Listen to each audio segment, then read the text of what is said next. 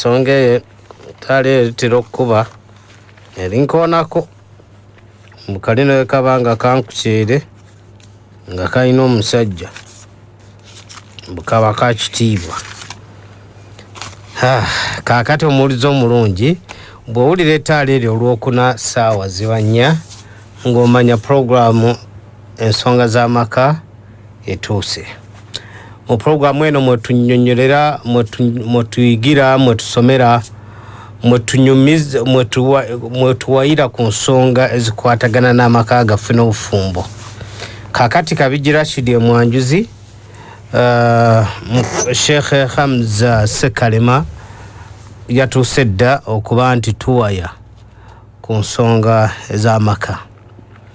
Nga bw'owulidde ettaali nga liga owakaswida agamba nti obufumbo buweesa ekitiibwa n'amenya ekitiibwa ekyo nga bwe kibeera kuno ku nsi. Ebimu ku migaso gy'obufumbo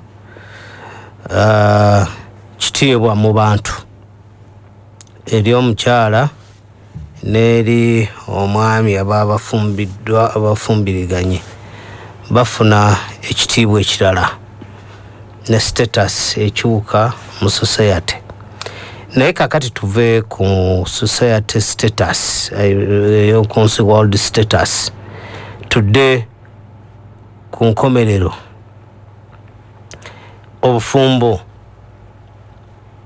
bututeeka mu status ki?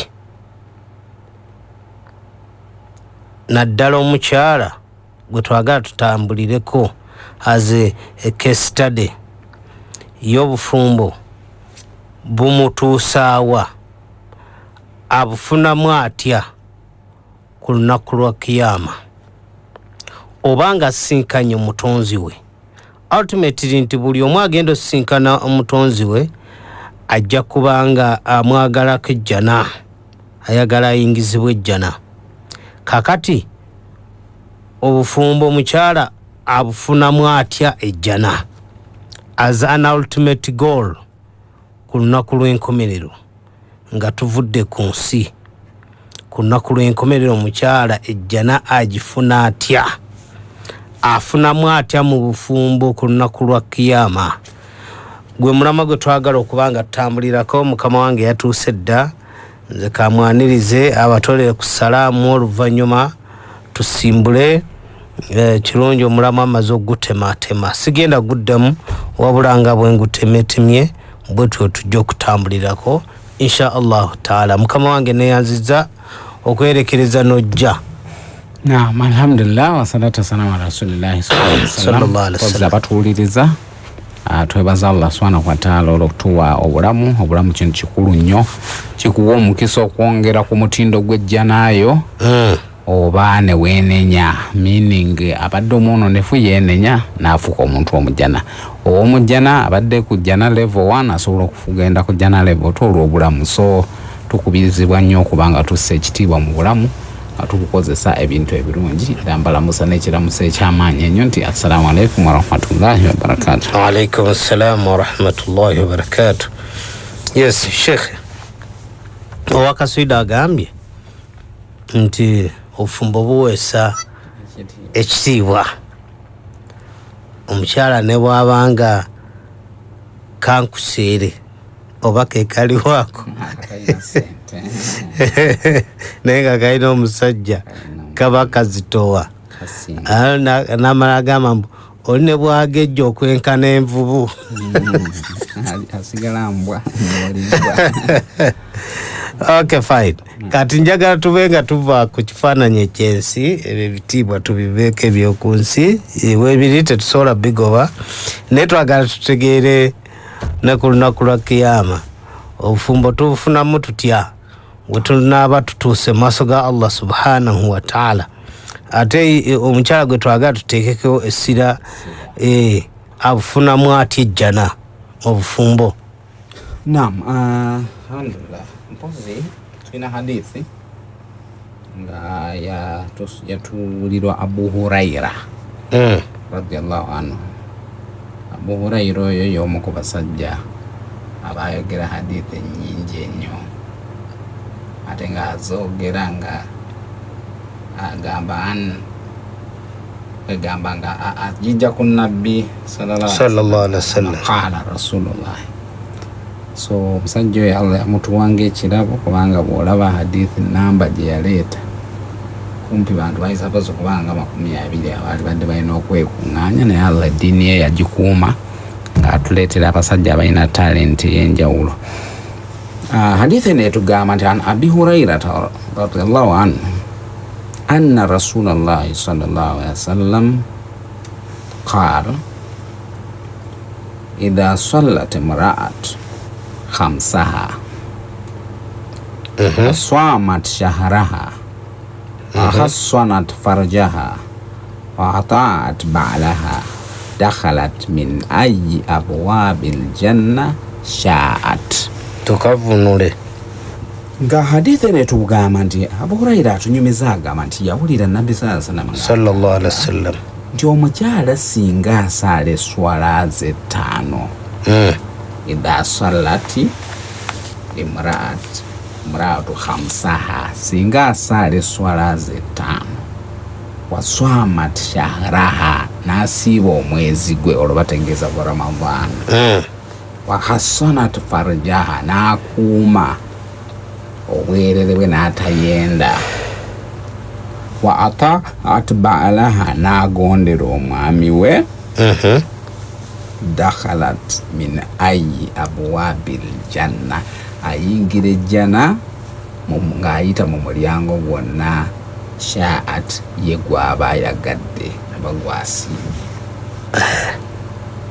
So bigambo bitya kusooka kusaala swala ze, ekyokubiri n'asiiba omwezi gwe tutegeeza gwa Ramadhan, ndio ekyokusatu n'akuuma obwerere bwe nga tabujaajamiza.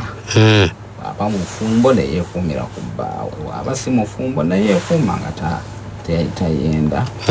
Then n'agondera ki bbaawe.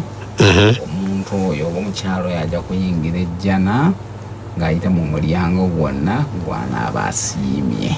Ya Allah.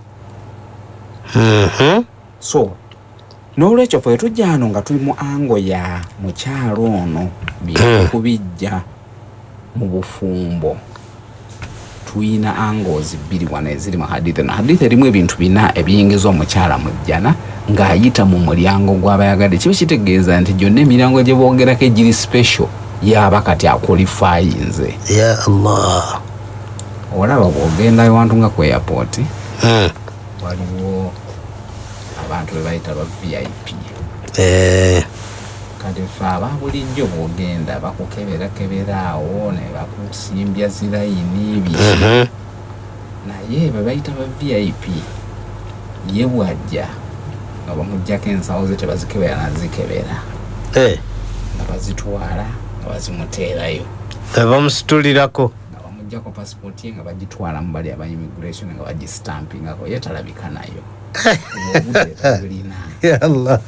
Nga bagimuddiza ebintu byonna ebyali musumbuye babimukolerako awo ng'atudde. Era ye bamuyita buyisi nti wa ennyonyi kati eboardinga situka mu ntebe ye ng'agenda mu nnyonyi. Kati bwe kiba kyekyo ekitiabantu ne kakofi kabeerawo oba byonna byayagala babimukolera.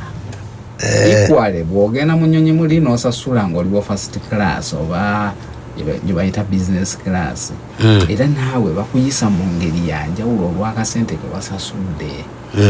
Apo bw'otuuka ku airport ng'erimu okulinda nti ennyonyi oba otuuse essaawa 4 ennyonyi essaawa 10 zo hours 6 tobeera omwo mu kutawaanira mu airport kutuula ku butebe, bakutwala mu lungi yaabwe abaawulemu bakubuddaamudda okulinda. Kati ebintu ebyo tuba tubikolera abantu ku duniya kuno. Kati Allah yakugambe gwe omukyala akola ebina bino, osadde swala osiibe Ramadhan, okumya obwerere bwo n'ogondera bbaawo, ojja kuba oli ku treatment efaananako bwetyo mu jjana. Olwadde omuntu okuyingira ejjana ebeera treatment eri special, naye kati ono omukyala bamutadde gwe yingirira mu mulyango gw'oyagala. Ekintu ekimu kye tulina okutegeera, buli lwolabanga ekintu nga Allah akitaddeko empeera enzito, manya nakyo si kyangu. Otherwise empeera ate agaba za bwereere, kitegeeza bino ebintu ebina wano si byangu eri abakyala. Nga bitono seeka. Kitegeeza eswala eyo ebasumbuwa. Akiraba. Kubanga kuswala? Yalibadde tagimentioning hano mu bina. Singa yali nyangu gye bali. Erabika ebasumbuwa. Ddala. Ekyokubiri ekibasumbuwa era nga ddala omukyala alina kuteeka mu maanyi akiwangule kwe kusiiba. Jjukira kizibu nnyo omukyala okumalako Ramadan namba ng'agisiibye tawummuddemu olwa periods. Abamuzimusanga nakati awo n'avuga wiiki namba kati ng'alina ogisasula. Kajjukira abantu abamu okusiiba kizibu nnyo gye bali. Kati olaba bwa-ending up nga bimulemye n'okusasula ne Ramadan eddako neetuuka nga ye bw'aba tasibidde mu kirindi nga n'abalala bali mu kusiiba. Tasobola bisiibayo yekka. Kati wano Allah yamugamba nti ng'osiibye. Ensonga endala ye y'okukuuma obwereere bwe. Kati wano e Uganda, Allah tuli mu ggwanga ng'obwenzi tebutunuulibwa nga kintu kiri awo kibi. Twabuhalalisa. Bwe twabuhalalisa. Tubuhalalisa tutya? Nti Obusiraamu mu fikihi waffe ffe tulowooza nti kabijja ono bw'aba alina sisita we y'alina obuvunaanyizibwa bw'okukuuma omukyalo oyo baleme kumukolako kigambo kyonna kyabuwemu. Naye olunaku lwaleero Omunnayuganda ategeera n'okutegeera ani ddala ali mu kukola katemba ku sisita we naye nga talabawo na buzibu. Yapangira. Gamba yapanga yali ekkasente oli bamukoleki bamwendeko. Kati ng'amenyera ddala geeti gye bamugamba okukuuma ate ye gy'amenya. Then of course netugenda ku kiyambo ky'okugondera omwami. Katu expanding ebibiri bino ebiri mu bufumbo. Ekisooka ky'ekyokukuuma obwereere. Omukyala yenna mpuliriza tegeera nti Allah subhanahu wa ta'ala yakulagira era ffenna n'atulagira okukuumanga obwereere waffe. Buli Allah lwayogera ku lisiti y'abakkiriza ateekamu ekigambo ky'okukuuma obwereere n'otabujaajamya. Walladhina lifurujihim hafidhun. Okiraba nga akireeta mu Maariji n'akireeta mu suratu Nuuru n'endala zonna ezirimu sifaati z'abakkiriza. So kitegeeza ekigambo ekyo si just kya muntu kubanga abantu abamu ate batwalibwa nnyo eno era gye tulimu eri modern nga bo balowooza nti pazolongazo oli mukulu kati okulifying okwesalirawo oba weegatta oba nedda. Ffe mu Busiraamu tetutulira just bukulu bwo. Allah yakugaana okwegatta n'omuntu atali bba oba atali mukyala wo full stop. Walladhina hum lifurujihim hafidhun illa ala azwajihim au ma malakat aymanihim. Yatuwa just rooms bbiri, either ng'olina omuntu gw'oli naye mu bufumbo oba ng'ogenze na muzaana wowa omusajja, teri room ndala. Kati n'olwekyo gwe tolowooza nti lwakuba okuze ndi kati ogenda kati omukyala n'olwekyo todda mubi lwaki yafunye omukyala omulala nze nange kaŋŋende neesasuze. Ffe tetulina arrangement eyo kubanga olumu ekizibu kitandikire n'okuffa abaami abamu abatali serious. Tusaba Allah atukingiriza okuba mu abo. Osanga omuntu ng'ayendera ddala naye nga mufumbo, nga singa ogambako nti ayenda ku muntu naye ng'alina bantu abawera nenga ne wakaina gwe yateekayo nti ye mukyala.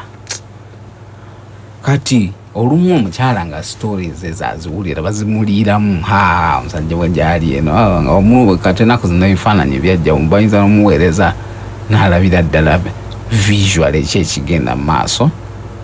Kati omukyala oyo bw'aba taluŋŋamizibwa nga naye olwanyiga ng'agamba agenze kukola ki kwesasuza.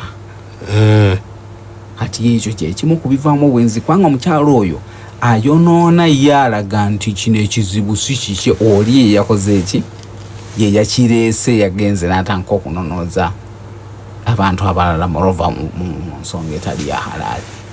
Abamu ku batali sirias mu bakyala omusajja yawoowedde ddala omukyala owookubiri ekirikkirira mu sharia kale ate ye n'akibala ng'obwenzi naye n'atandika okukola ki okwejajamya ng'agamba mbagala anyiiza eki omwami nga omwami bwe yamunyiizizza. Kati ekya awo oba ovudde ku mulamu era oyendingapu ng'ofunye ate omusango nga munene nnyo. So n'olwekyo twekuume teweesubya jjana lwa biyita mu lujja bya ku nsi kuno kubanga sekisi alinga bw'olaba okulya emmere. Osobola ogenda ku mukolo n'olya n'ovaayo nga wena olabira ddala togenda nakuddamu kulya. Naye oba wakatuuka awaka n'olabakawo ku mawulire ogenda okula oyagala kuddamu kulya. So kitegeeza teweerimbanga na kintu kitayina kwegamba kukkuta kulyawo kulikkirya. Ne bw'onaayenda otya era toyina kyogenda kwemalako nti kiikyo kati ennyonta yakuweddeko. So toyina kyofunamu ate nga weesubya ekintu ekinene nnyo. Ejjana baganda bange bwe tuba bagitunyonnyola batulaga nti ejjana just mannya ga bintu ge gafaananamukko eby'edduniya, naye buli kiriyo amaaso go tegakirowoozangako kukiraba, amatu go tegalowoozangako kukiwulira. Kwegamba buli kimu tekirowoozangako nti ekintu ekyo kiribaayo bye biri mu jjana. So Allah ne bwakugamba nti waliwo omugga gw'amata tategeeza gano amata g'omu dduniya gano kiri kirala nnyo. Olaba agamba nti wawona omwenge gwe wano omwenge olina kyogwegombako mu dduniya muno gutamiiza bantu ne bagweri, naye ogw'omujjana gwa entertainment kwega buli kimu ekisanyusa omuntu okuleva eyawaggulu ennyo kiri mu jjana. Era ye tutambuza ne tusula nga tusaala ne tusiiba nga tusaala. Kati weesubya otya olw'ekintu ekitalina na nnyonta gye kigenda kukumalako. So n'olwekyo kyetukubiriza omukyala waffe omusiraamu, Allah akusaasidde akufunidde obufumbo bukuume osobola okuba ng'owangula ki ejjana. Ekyokubiri n'agamba wa ataat ba'laha n'agondera ki omwami we. Kati muziika bijja omwami tumugondera muki? General formula esooka tumugondera mu bintu ebitamenya mateeka ga Allah. Kitegeeza nti wadde omwami bamututaddeko nti tulina okumugondera, naye ate waggulu w'omwami waliwo ki? Waliwo Allah. Kati tetudda ate mu katemba wa kugondera mwami ono ng'eri bwe tunyiiza Allah. Tusooka kupima ne tulaba obwahalaali bw'ekyo ne tugenda mu maaso. Sharia tulistingira ebintu omukyala by'osaanye okugonderamu omwami, ng'olumu ku bakyala ba generation eno birayika ng'ebizibu ennyo era ndowooza Allah kyaba yateekawo n'ejjana ku nsonga eyo. Ekisooka kye tulina okugonderamu omwami y'ensonga y'okwegatta. Omusajja omusiraamu bw'aba akuwasizza n'akuteeka awaka totandika ate kumwegayiriza ku nsonga y'akwegatta. Nze nawulirayo n'abakyala abatali sirias nga basasuza abaami baabwe ssente.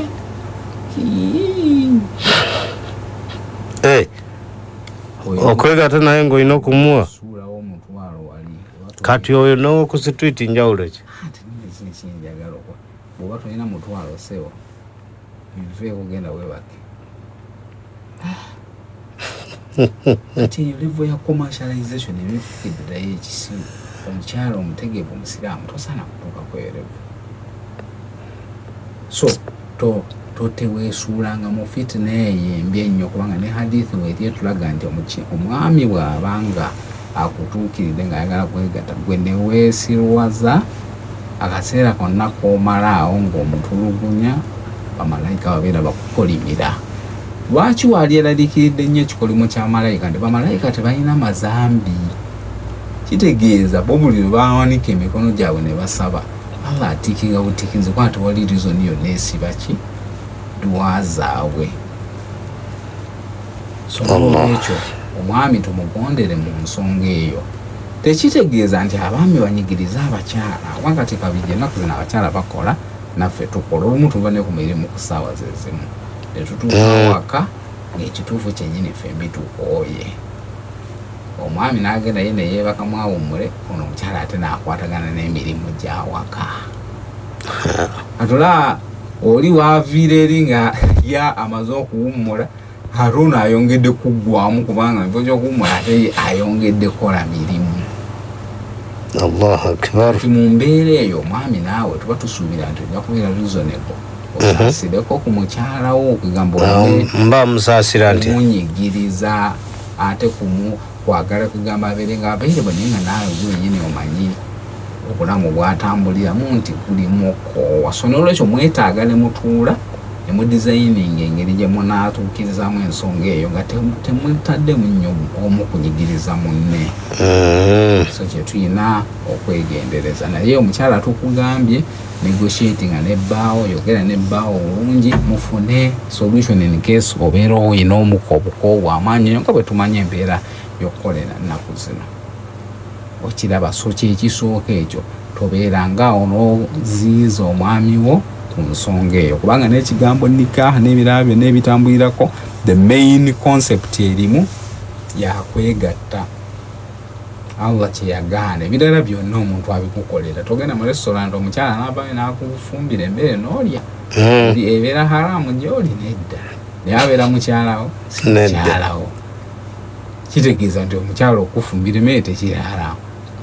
Naye ate ekintu kyokka ky'olaba ky'osobola only okufuna ku mukyalawo y'ensonga y'okwegatta. Ekyokubiri kye bakutukubiriza ku mukyala okugondera omwami kikwatagana na okukuuma waka na kuyingiza bantu ng'omwami ddala abakkiriza. Mweno generation yaffe abakyala ebiseera ebisinga tebafaayo nnyo kusooka kubuuza mwami oba ddala omuntu ono ayingira awaka oba nedda. Ate balinga abakiraba nti ate kati ono mukwano gwange. Enju twazimba ffenna. Tuyingiza only omuntu ng'omwami tagenda munyiiza. So kiki tutegeeza bayo omuntu anyiiza omwami, osobola okusanga omukyala ng'alina mukwano gwe, naye nga mukwano gwe ye just aleeta gaboozi gataliimu mulamwa. Aleeta gaboozi ga masanyu gye yabadde, aleeta gaboozi ga biddiiru ki ebifuna ennaku zino, kwegamba nga talina kyamuzimba nti kimutwala mu maaso ng'omuntu omusiraamu. Aleeta fitina, aleeta buliisi, bintu ate bijja mukyala ku mulamwa mulongoofu. Kati omwami asobola okutuula awo n'awuliriza ebibuuzo ebyo n'alaba ng'omuntu ono talina kyazimba mukyala okujjako omuzaabuza emabega. So n'ayisa oda nti oyo ye simwagalawo. wano. Omukyala atali mutendeke awo ng'atabuka, nze ajja kujja, nze oli mukwano gwange, bw'abaera manyi lwaki okayira kamulali g'otalidde abayogera naawe.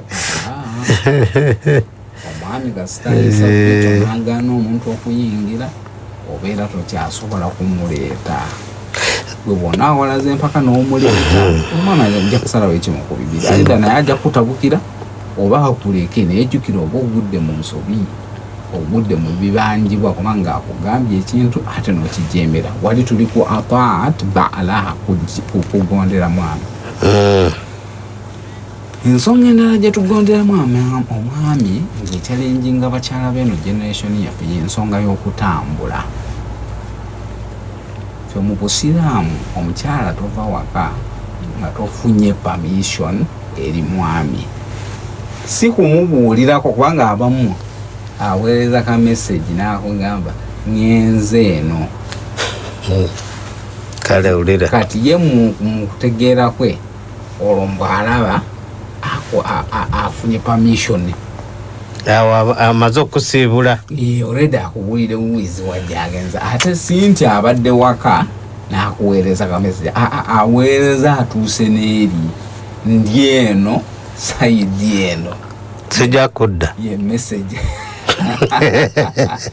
ye message yaweereza kati omukyala manya nti obusiraamu tebwakukkirizaako kuva waka nga tosabye ki permission.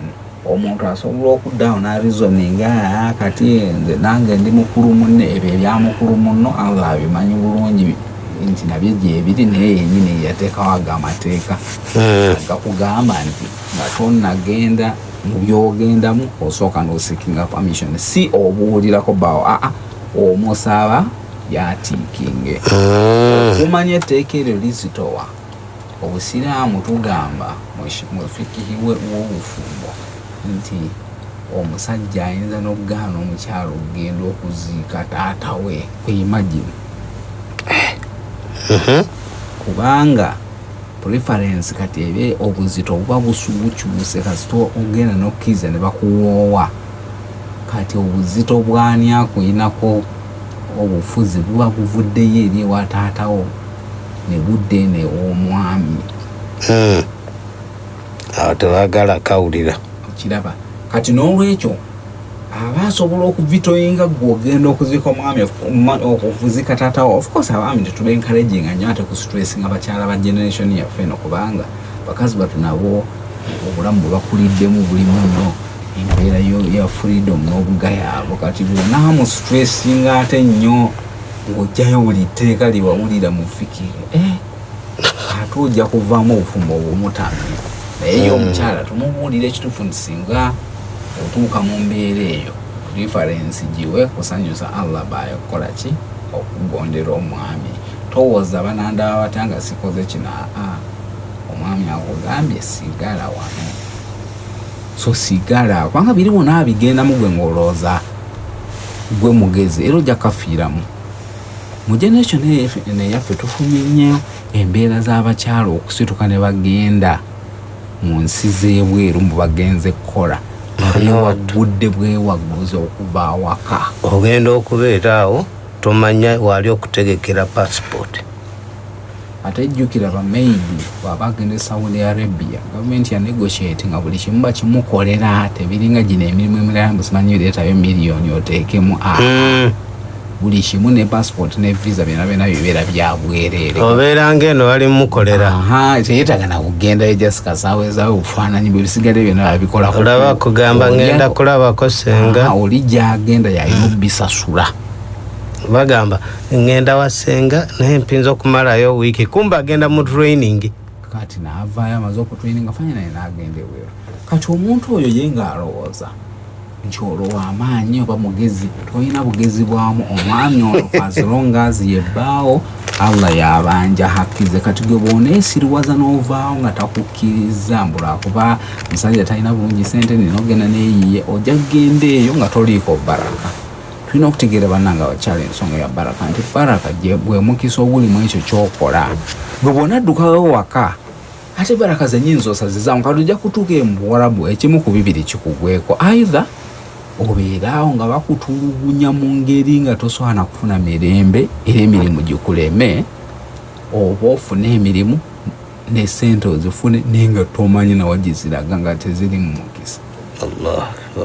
So tukyegendereze nnyo ekigambo ekyo. Omukyala osabanga permission nnyonnyola kikyoliko omwami asobola okitegeera.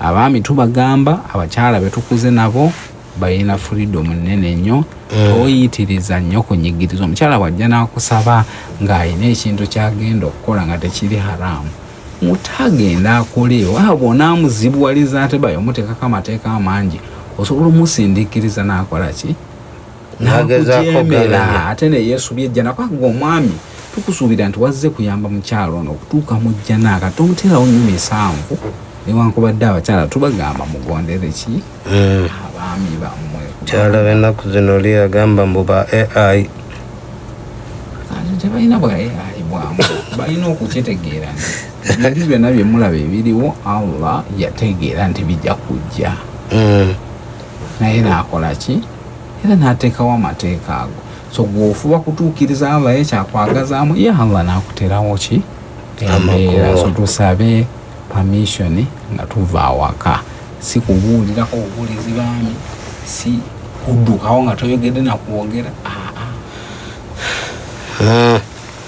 omukyala ejjana agifunye atya mu bufumbo bwe mulamwa gwe tuliko ebintu bibiri ekisooka kikwatagana na nsonga yakola kikukuuma bwereere toyenda mwanyinaza omusiraamu puresha nebebeera efaanana etya weesuubya jjana ate neweesuula mu katyabaga ekintu ekyo kituukangako waakiri omwami oba omunyigidde nnyo omuviire ogende ale kati bw'otuuka okutandika okwonoona n'okwekolera ennyumba y'omuliro nti wa mwami olaba nga kiyitiridde nga osuula butawe lwakiri ogende obeere wekka ddaana okubeera mu mbeera nga tolina kwenda nti ogezeko omunyiiza Allah kiraba twegendereza nnyo ekirala omukyala kyabanjibwa ng'era asaana n'abeera mugonvu mu kyo y'ensonga y'okukuuma ebintu by'omwami awaka kati abakyala abamu batali siriyasi omwami waagula ebintu bye n'ateeka awaka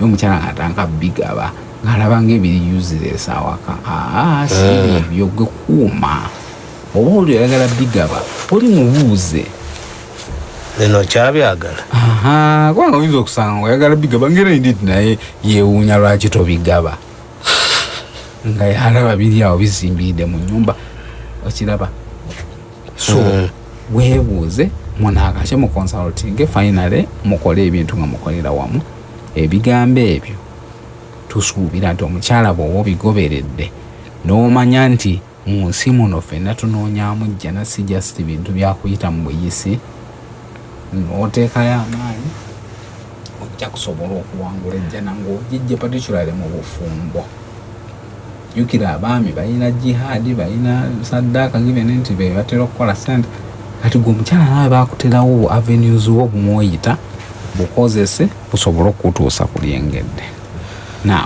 okay 93 katonyezeemu ayu FM omuwulizi omulungi ziri 4 eziise ku ssaawa 4 omukyala ejjanaayo eri mu bintu 4 si bye 4 ebintu 4 byokka oyingire ejjana ng'oyita mu kkubo lyonna mu mulyango gwonna ogw'ejjana gwonna aba oyagadde mu miryango Allah gye yateeka mu jjana batugambye nti emiryango egimu gigenda kuyitamu abantu specific naye ate ono omukyala atukkiriza ebintu 4 gyonna ajja kubanga asobola okukola ki ogiyitamu ekyo baali bakituwaddeko ffe abaami kati abaami categorically nti bw'okola kino na kino yingire ejjana ng'oyita mu mulyango gwonna gw'oyagala kirabikanga ekitali direct bwekityo hadithi y'abantu kategori sahihi abanga bangi bateerawo nga chance naye nga bwenakuwooninze olabanga Allah ng'atadde ejjana ku kintu manya si kyabwerere si kyangu era katujja kusanga nga ebintu ebyo ebirina okusanga omukyala nga ddala bimaintaininze nga talinaawo negative si kyangu sawa Allah abanguyirize ffenna twanguyirize omuwulizi omulungi wa 93 katonyeze mu FM omukyala oyina kyobuuza oyina kyotategedde ku bintu ebina ebikuyingiza ejjana oba gw'omwami oli awo omukyala wo weebuuza omuyambi otya okuyingira ejjana ku mukutu ogwesigika IUFM kwoba oyita ku 0751931 ne 079307294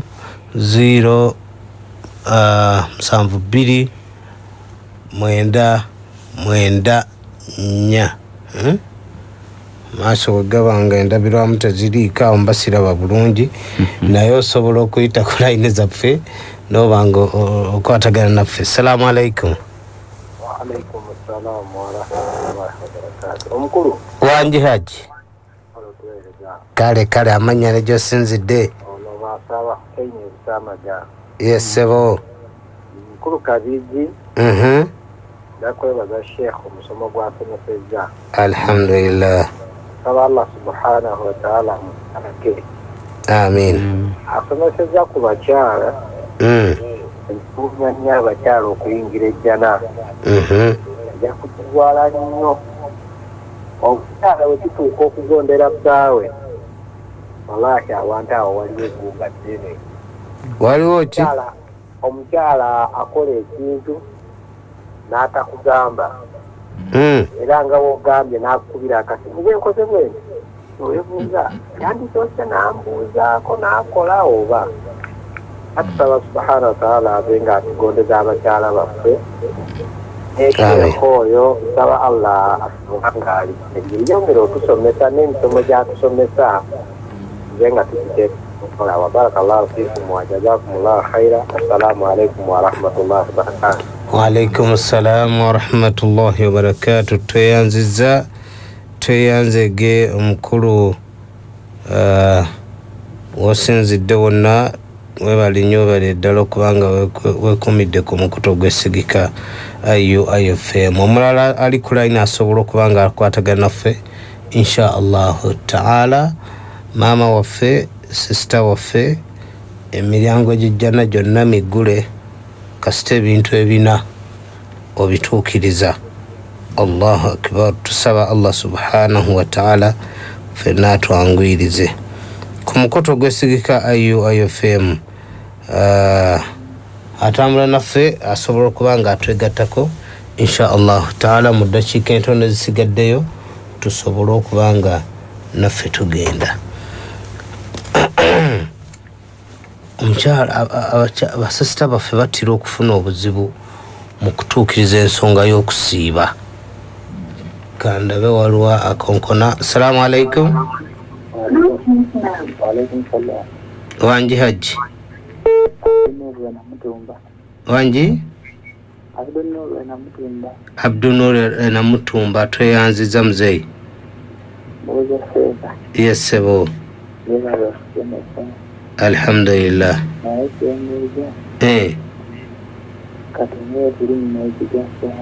Eddoboozi liri wansi.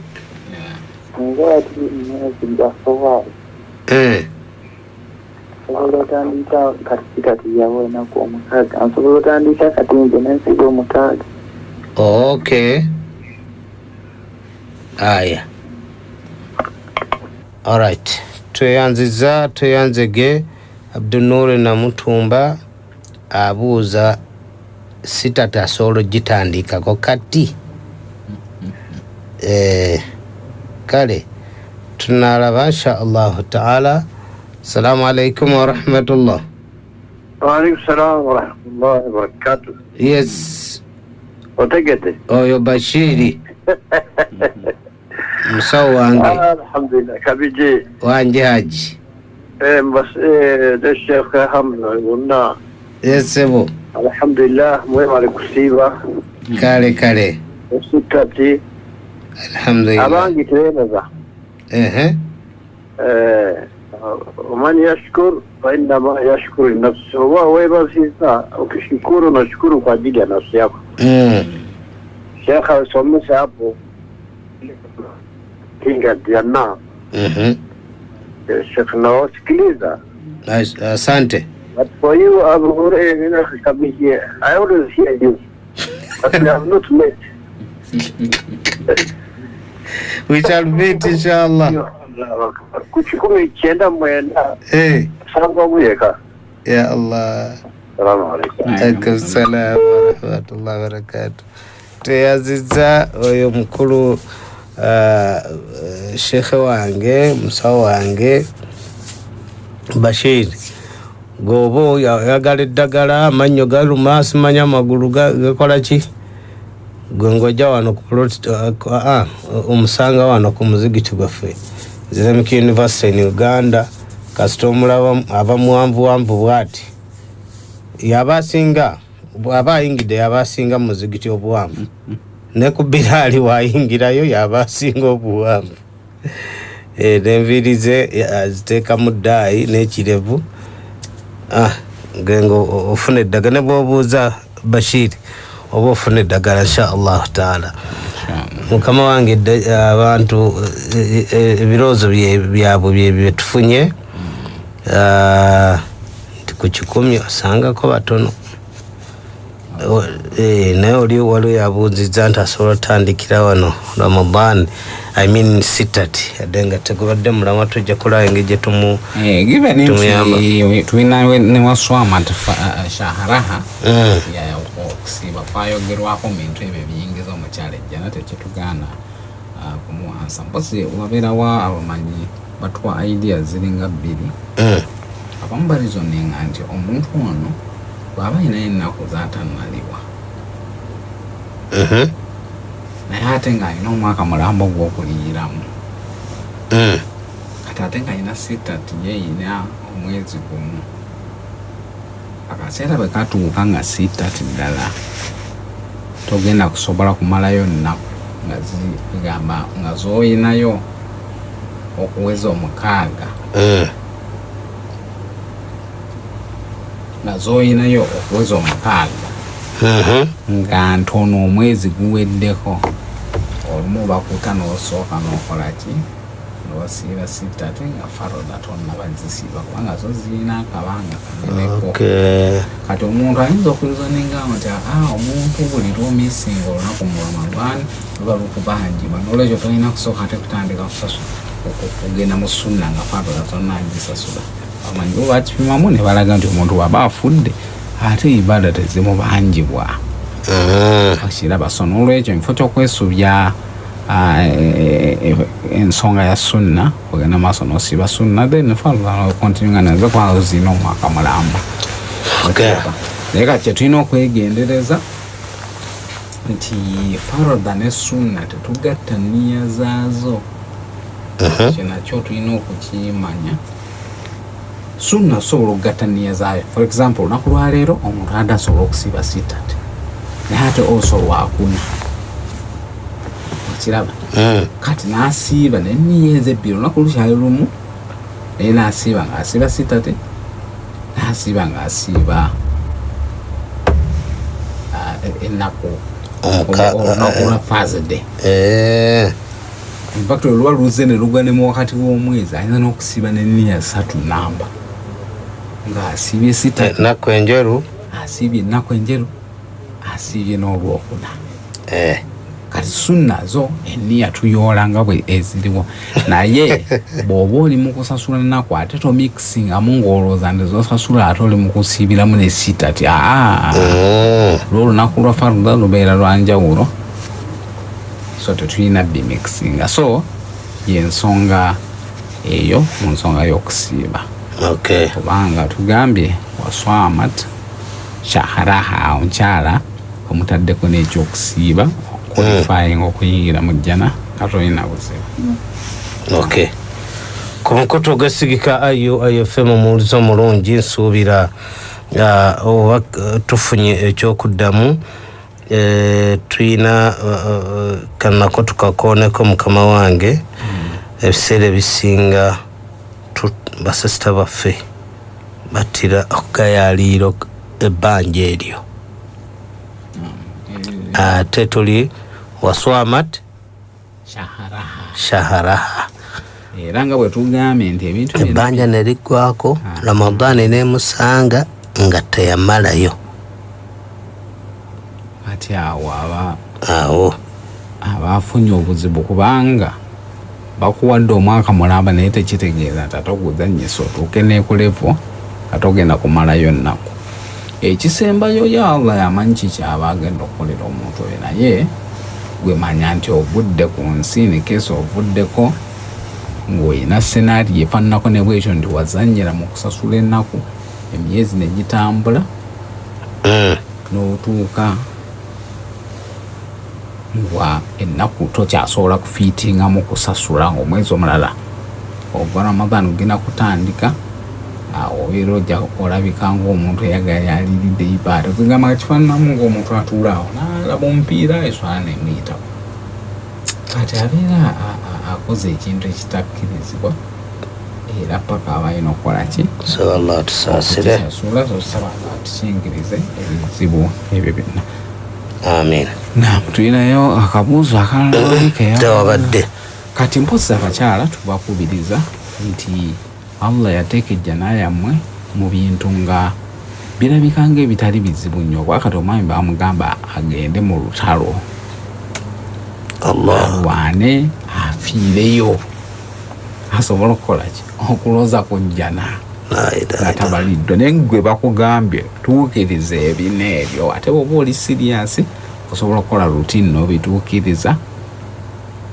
nga teri akusumbuwa ekiraba so twegendereze nnyo abakyala tutuukirize ebina byaffe ebyo naye ng'ekikulu ekinene nnyo ekizitowa mu kyo kyekintu ky'okugondera abaami tusembeyo nga tuwogera ku bakyala abasinza abaami status for example omukyala oli headmistress mulamba omwami ye musomesa talina wadde subject gya headinga kati tobimixinga n'okwata emitwe n'obitwala awaka webeera headmistress eno ku ssomero eri waka obeere mukyala manyi bulungi nti omukyala oyo ow'amaanyi ennyo pulezidenti wa Tanzania amaka gaalimu omwami alina n'abakyala abalala yes by the way wawa abakyala mu Uganda muna abayogera ekigambo ekyo mbuye tafumba na mulala